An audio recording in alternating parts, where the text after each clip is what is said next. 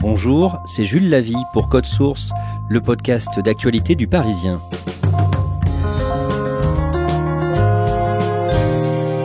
Le vendredi 18 juin, Cédric Jubilard a été mis en examen pour homicide volontaire sur conjoint et placé en détention provisoire.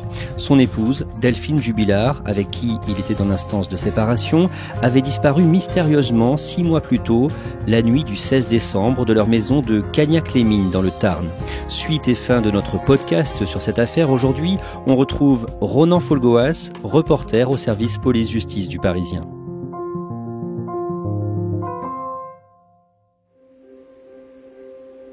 Ronan Folgoas, on reprend ce récit la nuit de la disparition de Delphine Jubilard. La nuit du 15 au 16 décembre, Cédric Jubilard a donné une première version des faits. En résumé, Delphine aurait sorti les chiens et elle n'est jamais revenue. Ce jour-là, le mercredi 16, les gendarmes l'interrogent très longuement. Oui, puisqu'il est la dernière personne connue, même s'ils ont fait exception du fils, Louis, qui était présent aussi évidemment au domicile ce mardi soir. Cédric Jubilard est la dernière personne connue à avoir vu Delphine.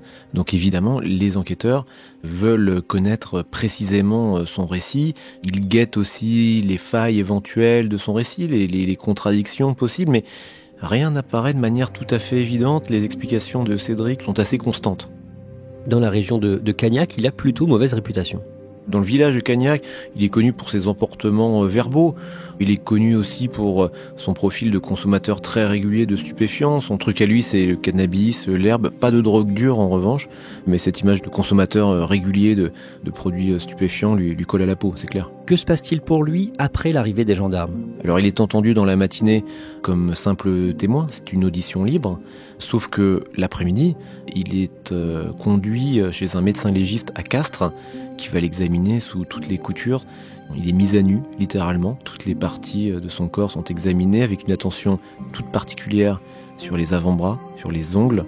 L'expert doit déterminer s'il y aurait des traces ADN de Delphine, ou en tout cas des traces ADN ne lui appartenant pas. C'est évidemment l'hypothèse d'une lutte avec son épouse qui est envisagée à ce moment. En tout cas, elle est étudiée. Les gendarmes ne veulent pas faire l'économie d'une expertise très poussée du corps de Cédric Jubilard. On sait si ça donne quelque chose ? D'après les informations qui sont ressorties, non. Justement, ces analyses n'accablent pas Cédric. Il n'y a pas d'éléments particulièrement incriminants. Dans les heures et les jours qui suivent, les environs sont fouillés. D'importants moyens humains effectivement sont mobilisés pour fouiller les forêts avoisinantes. Il y a une attention toute particulière qui est portée sur les multiples points d'eau qui entourent Cagnac. Il y a notamment un barrage, des étangs, et puis il y a aussi des domiciles, puisque les enquêteurs ne veulent pas écarter l'idée que Delphine ait pu tout simplement être hébergée chez une copine, une connaissance. Donc des perquisitions sont réalisées chez les plus proches amis de Delphine. Évidemment, elles ne donnent rien. Une chaîne humaine à la recherche de Delphine Jubilard. Encadrés par des gendarmes, ces bénévoles arpentent méticuleusement toute la commune de Cagnac-les-Mines. Le mercredi 23 décembre, une semaine après la disparition de Delphine, une grande battue est organisée. Elle rassemble plus de 1800 volontaires. Des gens viennent depuis Toulouse, c'est à 1 heure de route, mais la mobilisation populaire impressionne vraiment les gendarmes. Ils prennent conscience qu'ils ont là aussi une affaire qui suscite beaucoup d'intérêt, y compris sur le plan médiatique d'ailleurs. Le jeudi 24 décembre, la maison des Jubilard est perquisitionnée. Ça correspond effectivement à l'ouverture de l'information judiciaire pour enlèvement et séquestration. On change de cadre judiciaire à cet instant. On n'est plus dans le cadre d'une disparition inquiétante. L'hypothèse criminelle est désormais privilégiée. Donc les enquêteurs passent la maison au peigne fin. Ça commence par quoi ? Ça commence par la saisie des vêtements. Les vêtements des enfants, mais aussi les vêtements du couple. Et avec l'ouverture d'une information judiciaire, l'enquête change de main. Oui, le parquet d'Albi se dessaisit au profit du parquet de Toulouse. L'enquête qui était confiée jusqu'alors à la brigade de recherche d'Albi, ce sont des gendarmes, est désormais confiée à la section de recherche de Toulouse, avec l'appui de leurs collègues gendarmes d'Albi. Ces enquêteurs, qui sont les plus chevronnés de la région, vont constituer un groupe d'une dizaine de personnes dédiées entièrement à l'affaire Jubilard. Et le 5 janvier, c'est au tour des meilleurs experts de la gendarmerie d'inspecter la maison des Jubilard. Oui, les hommes de l'Institut de recherche criminelle de la gendarmerie nationale, basé habituellement à Pontoise, sont dépêchés à Cagnac-les-Mines et ils sont chargés d'inspecter tous les coins et les recoins de la maison, du jardin, du sous-sol, très encombré. Ils vont donc passer le Blue Star, ce produit magique, censé révéler les moindres traces de sang, même celles qui ont été nettoyées.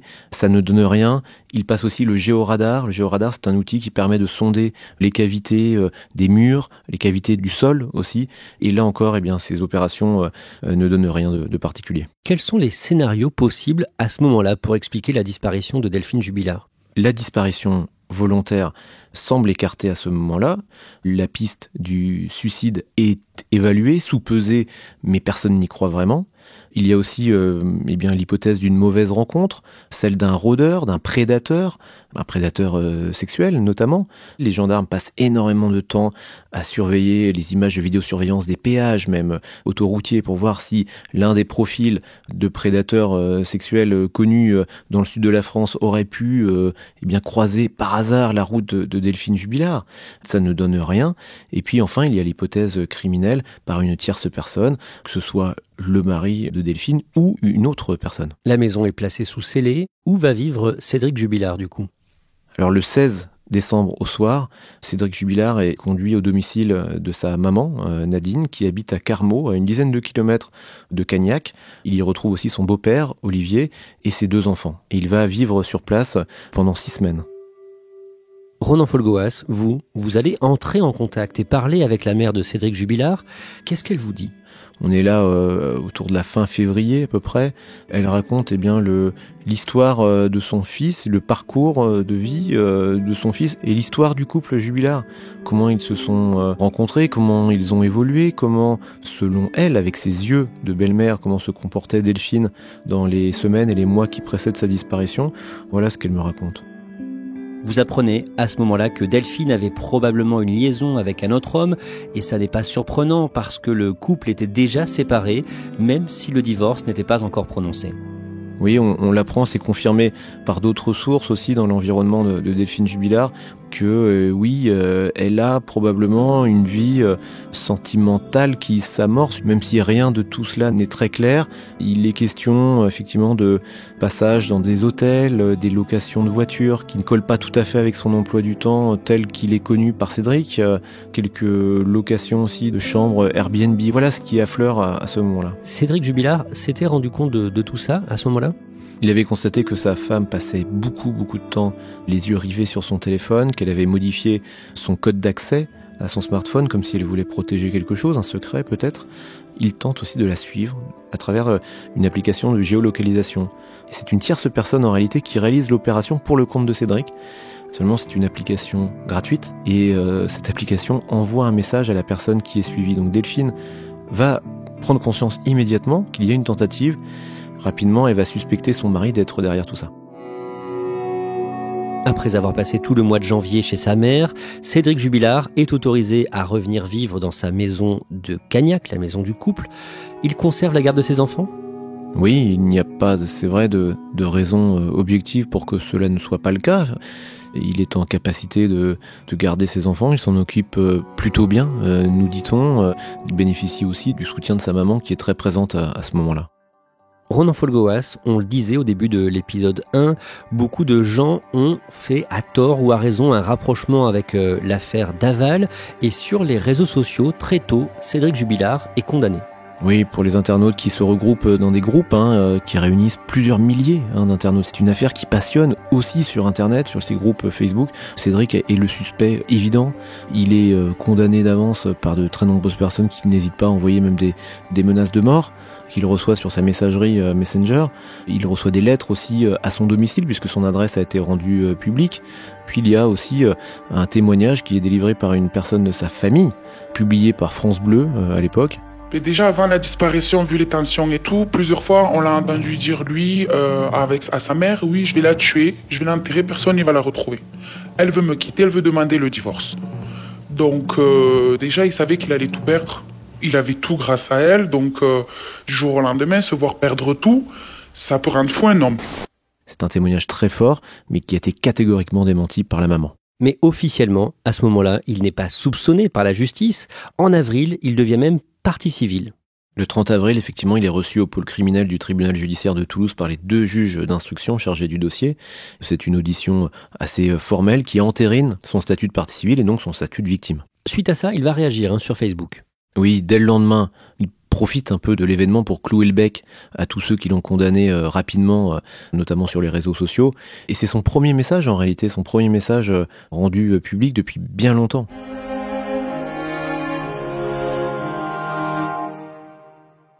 Les mois passent et toujours aucune trace de Delphine Jubilard. Vous, Ronan Folgoas, vous allez à Cagnac-les-Mines à plusieurs reprises. J'imagine que vous essayez de lui parler à Cédric Jubilard ? Oui, des rencontres ont lieu. La première début avril, la deuxième mi-mai, à l'occasion d'une opération de recherche qui est organisée le 16 mai à Cagnac. On se voit à l'issue de cette opération de recherche et puis on échange sur l'affaire, sur ce qu'il vit depuis plusieurs mois. Aussi sur son parcours, comme ça quelques questions auxquelles il accepte de répondre parfois, mais sur son enfance et sur son parcours d'adolescent, il est assez évasif. Qu'est-ce qu'il dit de son enfance, justement ? C'est une enfance compliquée, notamment au cours de l'adolescence. Il passe de foyer en foyer. Visiblement, à l'école, son comportement est complètement inadapté. Il refuse toute autorité sur lui, que cette autorité vienne des professeurs, qu'elle vienne de l'institution, qu'elle vienne de ses parents. Et donc, en fait, il est placé en foyer. Et c'est une époque assez difficile, assez marquante. Je ne sais pas précisément ce qu'il a vécu, mais en tout cas, pour me résumer cette période de sa vie qui va de 13 à 17 ans, il m'a dit qu'il a découvert dans ces années-là un monde fait de violence, de haine et de mensonges. Ronan Folgoas, on en arrive au point de départ du premier épisode, la battue organisée le 16 mai à Cagnac. Cédric Jubilard ne reste pas à cette battue.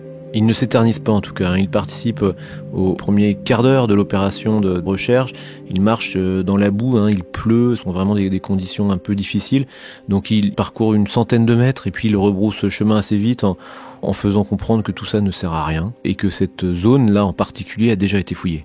À ce moment-là, vous avez réussi à gagner sa confiance. Qu'est-ce qu'il vous dit sur la disparition de sa femme ? Il évoque les répercussions de l'affaire, ce que ça change dans sa vie.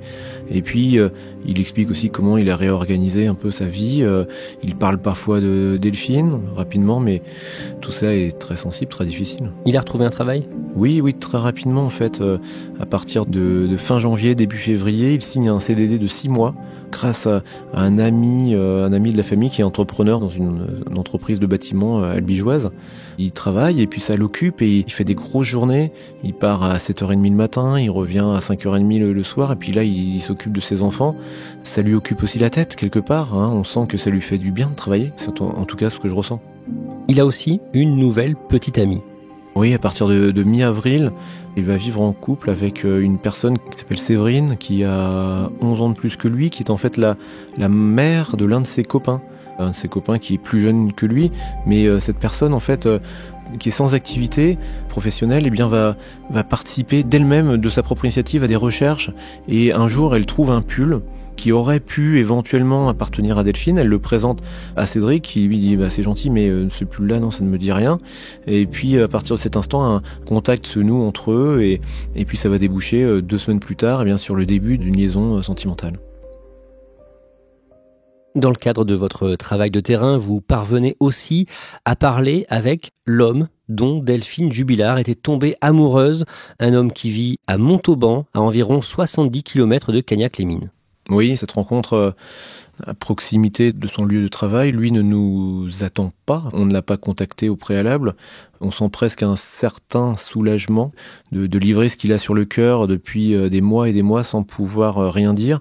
Il était sur le point de débuter et de concrétiser une histoire d'amour, une histoire intense. Vraiment, il y avait une affinité réciproque qui s'était installée. C'était comme une évidence entre eux. Ils avaient prévu d'avancer de manière parallèle en quittant leurs conjoints respectifs au début de l'année 2021. Ils devaient s'installer séparément, chacun chez soi encore, et avec pour objectif de s'installer dans une propriété commune au printemps 2021. Ils avaient même envisagé, c'était leur rêve, de trouver une ferme dans les environs d'Albi, une ferme avec un poulailler, m'a-t-il précisé. Et cette vie-là qui leur tendait les bras, eh bien, elle s'est évanouie dans la nuit du 15 au 16 décembre. Donc pour lui aussi, c'est une tragédie. Et les amis de Delphine vous ont aussi parlé de cet homme qu'on a surnommé dans le Parisien le confident de Montauban.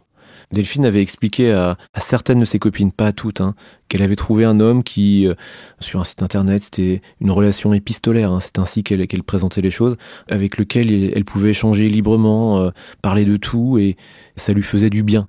Elle ne disait pas où il habitait, à quoi il ressemblait, comment il s'appelait. Elle en disait le strict minimum, sauf à une personne, une confidente, qui en savait peut-être un peu plus que les autres. Le mardi 15 décembre au soir, c'est à lui qu'elle envoie son dernier message, par Internet. C'est une photo datée du mardi 15 décembre, donc vers 22h55, 22h58, là, c'est dans ces minutes-là, sur lesquelles elle apparaît. Ça ressemble à une nuisette, c'est pas tout à fait une nuisette, c'est un combi short, couleur blanche, crème, avec un col à liseré rose.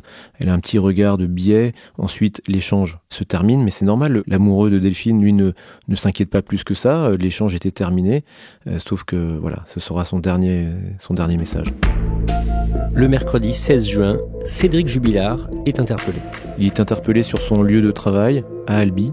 Cédric Jubilard, lui, bien fait sa pause déjeuner, à peu près, c'est ce que l'on comprend.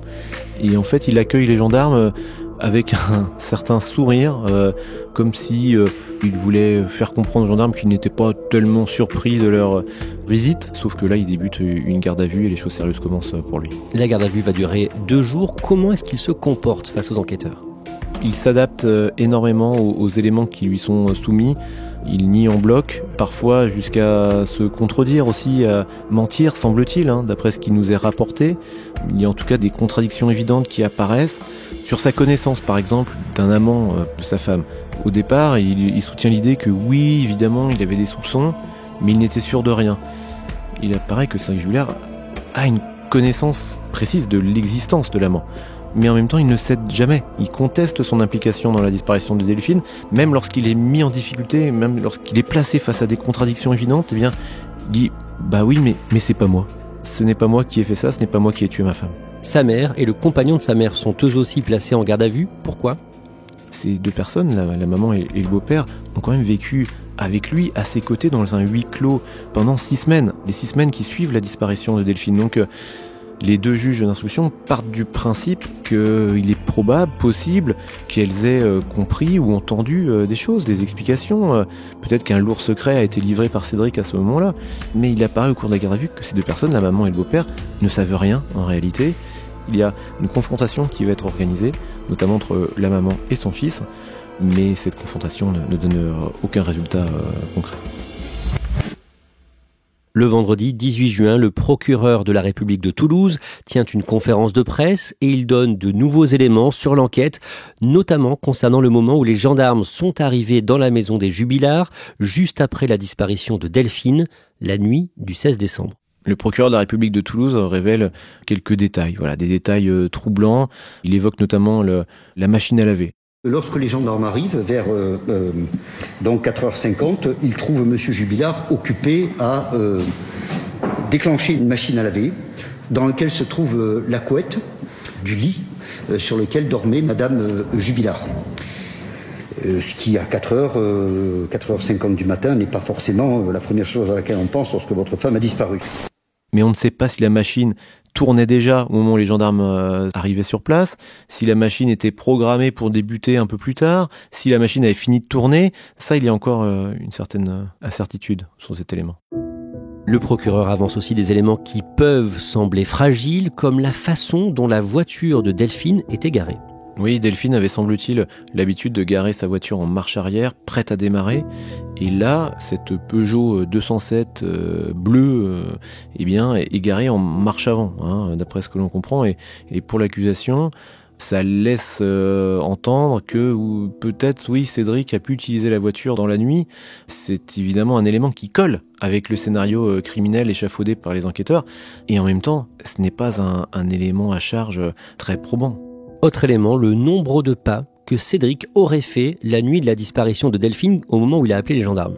Oui, entre le moment où Cédric Jubilard allume son téléphone à 3h54 et le moment où il appelle les gendarmes à 4h09, il s'écoule donc une quinzaine de minutes et le podomètre du téléphone n'a enregistré qu'une quarantaine de pas. Ceci ne colle pas, pensent les enquêteurs, avec les explications de Cédric qui dit avoir cherché son épouse dans l'intervalle, avoir cherché à l'extérieur, avoir parcouru plusieurs dizaines de mètres. Mais la défense de Cédric Jubilard, son avocat, maître Jean-Baptiste Allary, fait remarquer qu'on peut très bien se déplacer, on peut courir, on peut se démener sans avoir son téléphone à la main. Parmi les éléments troublants, il y a la tenue que portait Delphine Jubilard le 15 décembre au soir, ce combi-short de couleur blanche, tenue qui a été retrouvée dans la maison. Oui, dans le panier à linge sale.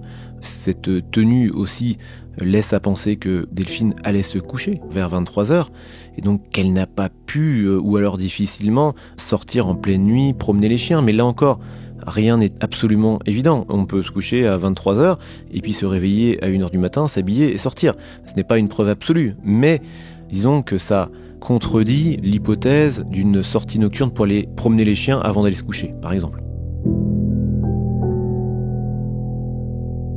Pour l'instant, quand on regarde les éléments qui sont connus, on dirait que les enquêteurs ont surtout un scénario et un mobile, c'est ça ? Effectivement, ils ont un scénario criminel. Ils ont aussi un témoignage de voisine, une femme et sa fille, qui ont entendu des cris stridents, pour reprendre les mots du procureur de Toulouse, qui proviendraient de la maison des Jubilard, datée de 23h07. Ceci peut coller, en tout cas, avec la dernière trace de vie, dernière preuve de vie de Delphine, qui, elle, date d'un peu avant 23h. Donc ils ont un scénario criminel, ils ont un mobile qui tournerait autour de cette relation de couple qui existe entre Delphine et son amoureux, que Cédric aurait pu découvrir certaines choses, il aurait pu prendre conscience de la réalité de cette relation sentimentale. Peut-être aussi que Delphine a annoncé ce soir-là, dans ces quelques minutes, qu'elle allait de toute façon quitter la maison de Cagnac. C'est possible que cet élément-là suscite un accès de colère, de furie de la part de son mari. C'est en tout cas une hypothèse. Et autour de cette hypothèse retenue par les enquêteurs, se greffe tout un ensemble d'éléments qui accréditent cette idée. Mais il n'y a pas, c'est vrai, de preuves matérielles. Et puis encore, on le répète, il n'y a pas dans cette affaire de corps, il n'y a pas de cadavre. Donc il est tout à fait impossible de déterminer quel a été le mode opératoire, sauf si le suspect, Cédric Jubilard, parle à vous et raconte un peu ce qui s'est passé. Cédric Jubilard est désormais le suspect numéro 1. Après 44 heures d'interrogatoire, il vient d'être mis en examen pour le meurtre de son épouse, Delphine Jubilard, 6 mois après sa disparition. Le même jour, Cédric Jubilard est mis en examen pour homicide volontaire sur conjoint et placé en détention provisoire à Seyss, dans la région de Toulouse. Ronan Folgoas, on dirait que les enquêteurs n'ont pas de preuves scientifiques incontestables à charge contre Cédric Jubilard. Pas de preuves irréfutables peut-être. Après, il faut faire attention. Le procureur de la République de Toulouse a livré une très longue conférence de presse vendredi après-midi, mais a-t-il tout dit ? Peut-être qu'on va découvrir dans les semaines, les mois à venir, qu'il y a bien d'autres éléments qui pèsent sur Cédric Jubilard. Peut-être qu'il n'y a rien d'autre. Et dans ce cas-là, effectivement, ça laisse de la place pour la défense. Ronan Folgoas, on parlait dans le premier épisode du parallèle avec l'affaire Daval, mais finalement la disparition de Delphine Jubilard ressemble peut-être plus à une autre affaire, l'affaire Viguier. Oui, ça se passe au début des années 2000. Suzanne, la femme de Jacques Viguier, qui est un professeur d'université toulousain, disparaît un dimanche. Elle a une relation sentimentale, un amant aussi.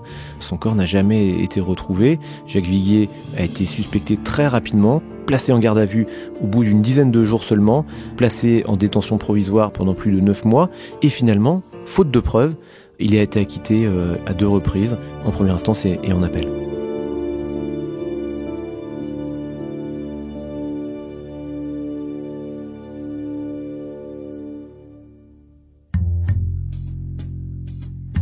Merci Ronan Folgoas. Je rappelle que Cédric Jubilard est présumé innocent.